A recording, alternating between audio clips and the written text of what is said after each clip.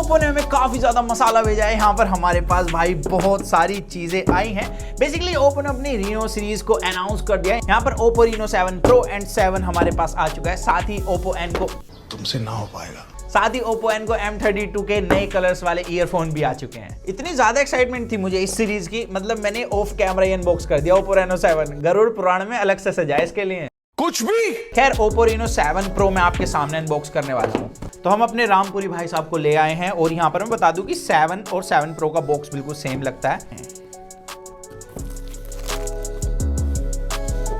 वो ओप्पो की जो पैकेजिंग है मेरे को सच में काफी प्रीमियम लगती है। तो ऊपर की तरफ आपको मिलता है यहाँ पर ट्रांसपेरेंट के, साइड फ्रोस्टेड है भाई, ये सही चीज़ है, लाइक फिंगरप्रिंट नहीं लगेंगे। और कुछ यूज़र मैनुअल है जिसे आप पढ़कर आईएएस का पेपर क्लियर कर सकते हैं। नीचे मिलता है फ़ोन एंड वाओ ये 7 प्रो है हमारे पास। एंड ट्रस्ट मी भाई, इन हैंड फील बहुत ही ज़्यादा सही लग रही है भाई साहब। यहाँ पर जो मटेरियल यूज़ करा गया है काफ़ी सही है और साइड फ्लैट है। ये भाई एल्यूमिनियम फ्रेम है पक्का और बैक ग्लास है। अब इसे साइड रखते हैं एंड बॉक्स में देख लेते हैं और क्या मसाला है। और ये है 65 वोल्ट का फास्ट चार्जर। बॉक्स के अंदर चार्जर मिलना आजकल बड़ी बात हो गई है। साथ ही यहाँ पर USB to Type C cable है, तो यहाँ पर Type C to Type C होती तो और मजा आ जाता। एंड रीनो 7 के बॉक्स के अंदर भी आपको सेम ही सामान मिलता है भाई। ओप्पो की तरफ से मैं एक सामग्री और आई थी, ये है ओप्पो एनको M32 का न्यू कलर। ये है ब्लैक कलर जो पहले आता था एंड रिसेंटली इन्होंने new colour green colour launch किया है इसका। और मैंने M32 का ना एक फुल रिव्यू करा अपने चैनल पर, आप चेकआउट कर सकते हैं। ओप्पो रीनो 7 प्रो के बैक कैमरे की मैंने इतनी इमेजेस इतनी वीडियो देखी ना कि इसके बैक कैमरे के साइड साइड में लाइट ग्लो करती है। तो देखते हैं रियलिटी में कैसा लगता है। मैंने सुना है चार्जिंग के टाइम पर ग्लो करती है। ओ भाई कहाँ चली गई, चीटिंग करता है तू। आ गई, फिर से आ गई। और भाई ये रियलिटी में ना और भी ज्यादा अट्रैक्टिव लगती है ग्लो करते हुए। आप देख सकते हैं इसके साइड साइड में। और ऐसे नहीं है सिर्फ चार्जिंग के टाइम पर ही ग्लो करेगी, जब कोई नोटिफिकेशन आएगी आपको जब भी ये ग्लो करने वाली है। हालांकि 7 के अंदर आपको ये ताकत नहीं मिलती। एंड यहाँ पर बात करें डिजाइन की, तो बैक डिजाइन दोनों का बिल्कुल सेम मिलता है। जब आप इसे टिल्ट करोगे लाइट में तो यहाँ पर एक मस्त सा पैटर्न आता है जिसका ओप्पो ने नाम दिया है शूटिंग स्टार, और ये काफी मस्त लग रहा है। बाकी फील दोनों का एक जैसा है बैक का। बट मैं एक चीज क्लियर करना चाहूंगा, यहाँ पर 7 में प्लास्टिक का यूज करा गया, साइड में भी प्लास्टिक फ्रेम मिलता है। और 7 प्रो में आपको बैक में ग्लास मिलता है एंड साइड का फ्रेम मेटल का है। और दोनों की इन हैंड फील काफी कमाल की है। अब यहाँ पर ओप्पो रीनो 6 के अंदर बैक में ग्लास था, साइड का फ्रेम मेटल का था, बट यहाँ पर प्लास्टिक कर दिया है। तो इसके पीछे मेरे को रीजन लग रहा है, लाइक अभी प्राइस हाइक हो चुका है और चिप शॉर्टेज चल रही है। तो अभी जितने भी फोनों की लीक आ रही है ना, हर किसी में ये चीजें देखने के लिए मिल रही है, वरना आपको ज्यादा प्राइस पे करना होगा। बट फ्रंट में दोनों में कॉर्निंग गोरिल्ला ग्लास 5 ब्लैंड में एक चीज देखकर हिल चुका हूं, लाइक 7 प्रो की जो डिस्प्ले ना, इसमें बेजल्स और चिन बहुत ही ज्यादा कम है। एंड यहाँ पर पंच होल भी भाई नजर नहीं आता जब हम कंटेंट देखते हैं। अब दोनों ही फोनों में ना आपको OLED पैनल दिया गया है। 7 प्रो में 6.55 इंच की डिस्प्ले है। यहाँ पर कंटेंट व्यूइंग एक्सपीरियंस बहुत ही कमाल का है। व्यूइंग एंगल्स में कोई भी टिंट नहीं है। एंड इसके अंदर 800 निट्स की पीक ब्राइटनेस है। इंडोर तो कमाल वर्क कर ही रही है, इवन मैं आउटडोर भी टेस्ट करके आया हूँ, इसे बहुत अच्छे से वर्क करती है वहां पर भी। एंड रीनो 7 की डिस्प्ले में भी ना कंटेंट व्यूइंग एक्सपीरियंस काफी अच्छा है। इसमें भी किसी तरीके का कोई भी टिंट नहीं है व्यूइंग एंगल्स में।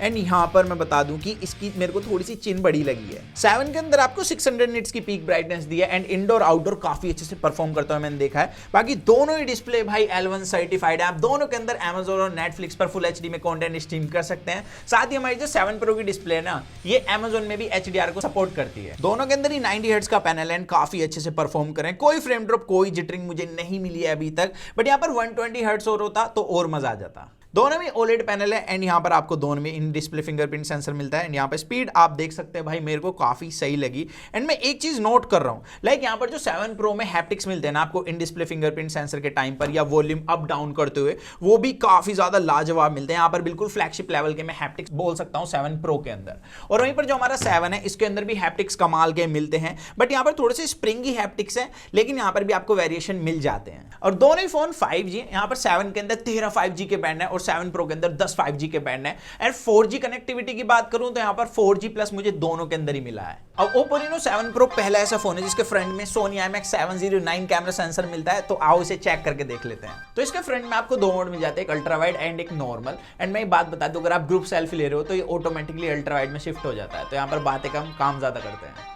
तो यहाँ पर मैं देख रहा हूँ प्रोसेस होने के बाद जो इमेज आई है काफ़ी अच्छी है। इतनी अच्छी लाइट कंट्रोल नहीं कर पाते अच्छे फ़ोन। एंड यहाँ पर नॉइज भी काफ़ी कम है, बिकॉज इसमें जो कैमरा सेंसर है ना ये 709 RGBG सेंसर नहीं है, RGBW सेंसर है, जो कि 60% ज़्यादा लाइट कैप्चर करता है एंड 30% लेसर ग्रेन मिलते हैं।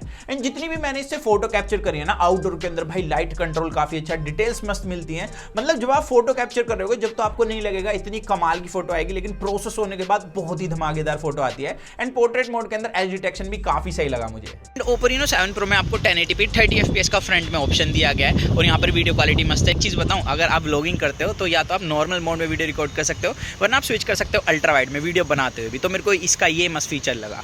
एंड इसका वीडियो पोर्ट्रेट मोड भी आप देख सकते हैं, भाई काफ़ी अच्छे से इसने एज डिटेक्ट किया हुआ है, मेरे को बहुत सही लग रहा है ये। एंड यहाँ पर ना इसके साथ आपको स्टेबलाइजेशन भी ठीक मिल जाती है, यहाँ पे स्टेबलाइजेशन में भी आपको कोई कमी नहीं मिल रही है। और ये जो हमारा Oppo Reno 7 है ना, इसके फ्रंट में आपको सेम कैमरा सेंसर नहीं मिलता है। यहाँ पर यूज करा गया है Sony IMX 613 कैमरा सेंसर, तो इसे भी टेस्ट करके देख लेते हैं। यहाँ पर आपको फ्रंट में अल्ट्रा वाइड नहीं मिलता, बट फोटो भाई काफी सही कैप्चर करता है। यहाँ पर भी लाइट कंट्रोल काफी अच्छा लगा है मुझे, और हमने आउटडोर में भी काफी फोटो कैप्चर करी है इससे, ये भी काफी अच्छे से लाइट कंट्रोल करता है। एज डिटेक्शन पोर्ट्रेट मोड में भी इसका अच्छा है। एंड वीडियो के टाइम पर ना इसके अंदर कलर्स काफी अच्छे मिलते हैं, बट वीडियो के साइड में ना आपको थोड़ी सी जिटरिंग मिल जाती है। और अगर आपको ज्यादा बूस्टेड कलर के साथ वीडियो कैप्चर करनी है ना, तो इसमें आपको मिलता है AI हाईलाइट वीडियो, और 7 सीरीज के अंदर मिलता है दोनों में ही। Oppo Reno 7 Pro के बैक कैमरे में आपको मेन कैमरा मिलता है 50 मेगापिक्सल का, एंड 6 में मिलता है भाई 64 मेगापिक्सल का।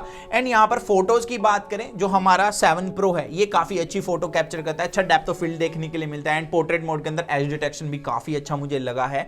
एंड इसके अंदर ना आपको अलग अलग फिल्टर मिल जाते हैं, मैं आपको दिखाता हूँ। इसके अंदर आपको काफी सारे फिल्टर्स मिल जाते हैं जिन्हें आप यूज करके डिफरेंट फोटो कैप्चर कर सकते हैं। इवन ये पोर्ट्रेट मोड के अंदर भी दिए गए हैं, हमने काफी फोटो कैप्चर करी है डिफरेंट स्टाइल के साथ। तो आप यहाँ पर मुझे कमेंट सेक्शन में जरूर बताना आपको कैसी लगी। और इसके बैक कैमरे से आप 4K 30 1080p 60 fps तक वीडियो रिकॉर्ड कर सकते हैं। ऑडियो क्वालिटी आपको कैसी लग रही है मुझे कमेंट सेक्शन में जरूर बताना। बट नॉर्मल वीडियो तो भाई हर फोन रिकॉर्ड कर लेता है, इसके अंदर आप पोर्ट्रेट में भी वीडियो रिकॉर्ड कर सकते हैं। एंड इसके बुके मोड का आप एज डिटेक्शन देख सकते हैं, मेरे को काफी ज्यादा सही लगा। बट इसके अंदर आप सिर्फ 720p में वीडियो रिकॉर्ड कर सकते हैं। एंड इसके अंदर आपको और भी फिल्टर्स मिल जाते हैं, जैसे AI कलर फिल्टर मिलता है, यहाँ पर बुके फ्लेयर्स दिया गया है। एंड मैंने इसमें वीडियो भी कैप्चर करी है, आपको कैसी लग रही है मुझे कमेंट्स में जरूर बताना। और सेम ही फीचर आपको Oppo Reno 7 के अंदर मिलते हैं, यहाँ पर फोटो वगैरह अच्छी कैप्चर कर लेता है। बाकी वीडियो थोड़ी ज्यादा लंबी हो जाती है, इस वजह से मैंने सोचा कि क्यों ना इसका एक अलग से रिव्यू बनाया जाए। अब बात करें दोनों के सॉफ्टवेयर की, तो यहाँ पर आपको मिलता है ColorOS 12 Android 11 बेस। यहाँ पर आपको Android 12 की जल्दी अपडेट मिल जाएगी। एंड Oppo Reno 7 सीरीज में ना आपको 2 Android के अपडेट मिलेंगे एंड 3 साल तक सिक्योरिटी अपडेट मिलने वाली है, तो घबराओ मत। रुको जरा।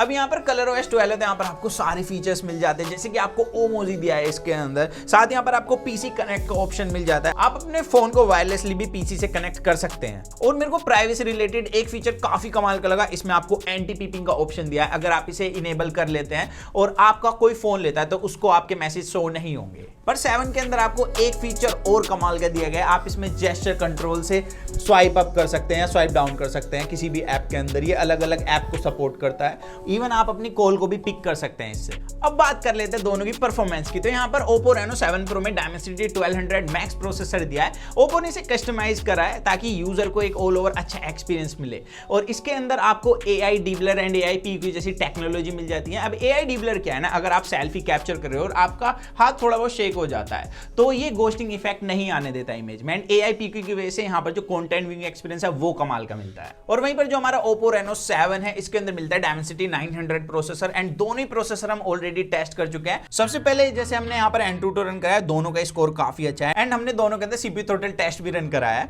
एंड यहाँ पर दोनों में किसी में भी मेरे को मेजर थ्रोटलिंग देखने के लिए नहीं मिली। दोनों ही phone day to day life में टास्क को काफी अच्छे से हैंडल कर लेते हैं। एंड अब बात करते हैं BGMI की। यहाँ पर सेटिंग्स ना दोनों के अंदर सेम मिलती हैं, like smooth, extreme and HDR तक आप अल्ट्रा में गेम प्ले कर सकते हैं दोनों ही फोनों के अंदर। बट इससे पहले हमने Dimensity 1200 ऑलरेडी यूज करा था 6 Pro के अंदर, वहां पर सेटिंग्स काफी अच्छी मिलती थी। तो यहाँ पर भी मेरे को लगता है कि टाइम के साथ अनलॉक कर दी जाएंगी। तो यहाँ पर 7 Pro में स्टीरियो स्पीकर्स दिए एंड काफी ज्यादा लाउड है। हालांकि यहाँ पर 3.5 mm जैक नहीं मिलता है, जो कि 7 के अंदर आपको दिया गया है भाई। तो यहाँ पर 7 के पास ये एडवांटेज है। और 7 में आपको मोनो स्पीकर्स दिए गए हैं। स्मूथनेस काफ़ी अच्छी है, डिस्प्ले की क्वालिटी भी अच्छी है। गेम प्ले भाई काफ़ी स्मूथ है और कोई भी हीटिंग इश्यूज नहीं है। मैंने इससे पहले 2 मैच और खेले थे इसके अंदर। तो यहाँ पर गेम प्ले ना इस फोन का काफी ज्यादा सही है। एंड मैंने 7 के अंदर भी गेम प्ले किया हुआ है। इसमें एडवांटेज आपको ना 3.5 mm जैक की मिल जाती है। 7 एंड 7 Pro दोनों में 4500 mAh की बैटरी दी गई एंड 65 वोल्ट की फास्ट चार्जिंग सपोर्ट करते हैं और दोनों ही फोन ना 0 to 100 31 मिनट में चार्ज हो जाते हैं अकॉर्डिंग टू कंपनी। बट इससे पहले हमने टेस्ट किया हुआ है 6 सीरीज को और वो चार्ज हो जाते थे 34-35 मिनट्स में, तो यहाँ पर चार्जिंग स्पीड काफी तगड़ी मिल रही है। बाय द वे मैंने दोनों फोनों को ना अभी तक ड्रेन नहीं किया है, यहाँ पर बैटरी बैकअप दोनों को काफी सही लग रहा है अभी तक एंड मैं ट्राई करूंगा 7 का एक रिव्यू लाने की। तो आप मुझे कमेंट सेक्शन बताना आपको और क्या जानना है फोनों के बारे में और फोन कैसे लगे आपको दोनों, ये भी जरूर बताना। सो दैट्स इट गाइस, आज की वीडियो में सिर्फ इतना ही था, तो मिलते हैं जल्दी कूल और एक्साइटिंग वीडियो में। तो जब तक के लिए जॉन मैं guys to watch your heart straight in with that box guys.